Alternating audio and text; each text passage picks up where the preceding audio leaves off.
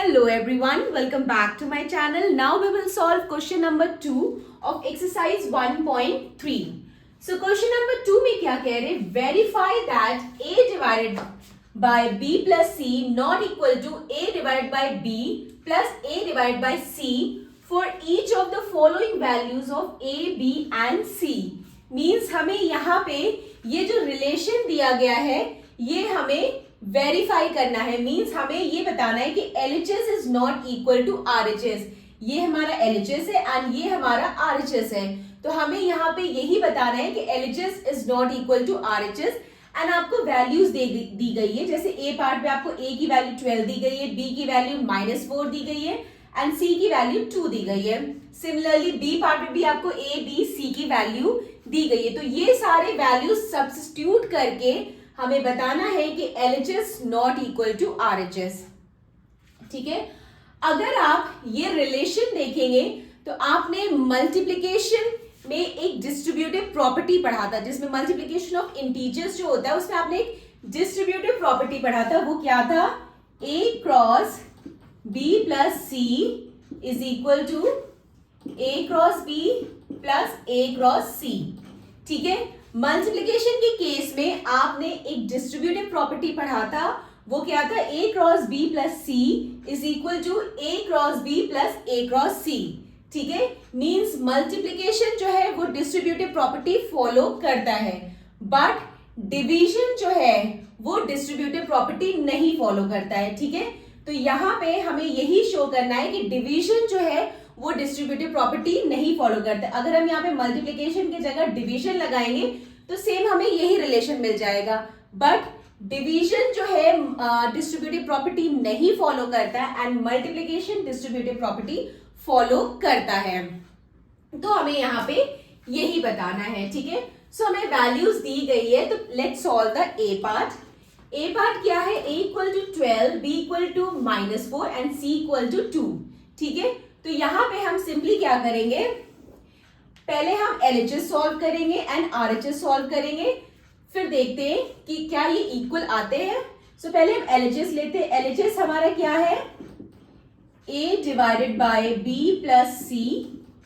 ये हमारा LHS है. तो ठीक है, पहले हम LHS सॉल्व करते हैं. A की वैल्यू कितनी है? 12. तो हमने यहाँ पे 12 लिख दिया. डिवाइडेड बाय B की वैल्यू क्या है? -4. तो हमने यहाँ पे -4 लिख दिया. C की वैल्यू है 2. ठीक है. अब ये क्या हो गया? 12 डिवाइडेड बाय -4 प्लस 2. ठीक है. प्लस माइनस मीन्स 4 माइनस 2 कितना हुआ? 2.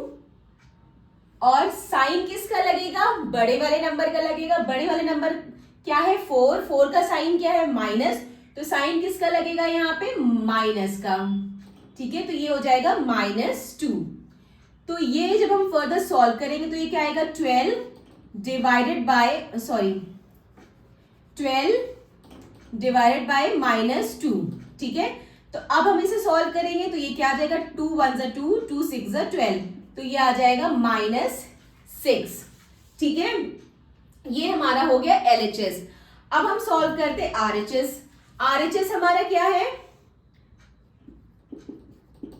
RHS हमारा क्या है? A divided by B plus A divided by C. ठीक है. ये हमारा RHS है. अब हम क्या करेंगे? सिंपली सारी वैल्यूज जो है वो सब्स्टिट्यूट कर देंगे. तो A हमारा कितना है यहाँ पे?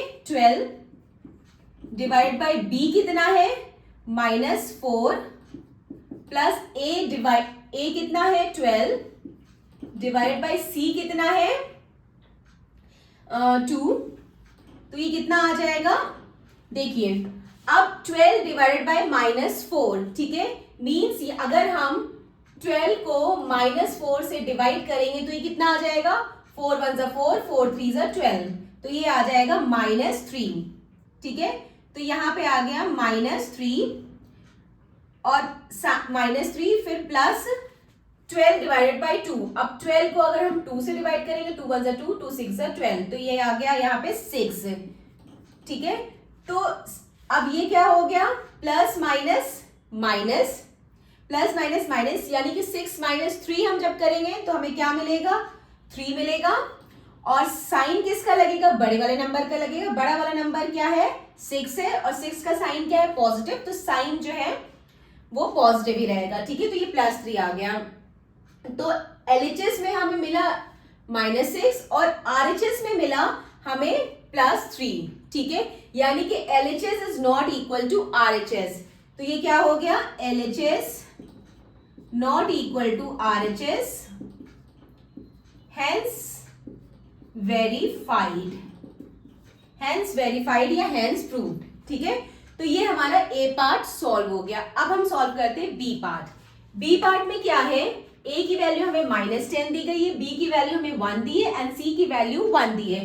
अब हम LHS में सब्स्टिट्यूट करते हैं। LHS हमारा क्या है? A divided by B plus C। ठीक है, अब हम ये वैल्यू सब्स्टिट्यूट करेंगे LHS में, तो ये क्या आ जाएगा? A की वैल्यू यहाँ पे -10 है divided by B plus C। B की वैल्यू 1 है +1। ठीक है, तो ये कितना आ जाएगा? -10 डिवाइडेड बाय 1 + 1 2। ठीक है, अब -10 को 2 से हम डिवाइड करेंगे तो ये कितना आ जाएगा? -10 है, उसको अगर हम 2 से डिवाइड करेंगे, 2 × 2 2 5 10, तो ये आ जाएगा -5। ठीक है, अब हम RHS निकालते हैं। क्या आता है हमारा?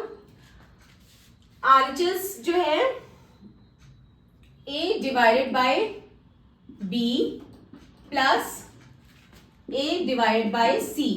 ठीक है, अब हम वैल्यू सब्स्टिट्यूट करेंगे। A की वैल्यू क्या है? -10। A की वैल्यू -10 है डिवाइडेड बाय B की वैल्यू 1 है प्लस A की वैल्यू क्या है? -10 डिवाइड बाय C की वैल्यू क्या है? 1 है। ठीक है, तो अब ये क्या हो गया? -10 डिवाइडेड बाय 1, ये कितना होता है? -10 को अगर हम 1 से डिवाइड करेंगे तो हमें क्या मिलेगा? -10 ही मिलेगा। फिर यहाँ पे अगर हम ये क्या है, -10 को डिवाइड करेंगे 1 से तो भी हमें क्या मिलेगा? -10 मिलेगा। और यहाँ पे प्लस लगा है। ठीक है, यहाँ पे -10 है, यहाँ पे प्लस है, तो प्लस माइनस माइनस, तो यहाँ पे क्या आ जाएगा? -10। ठीक है, अब जब हम इसे फर्दर सॉल्व करेंगे तो -10 कितना हो गया?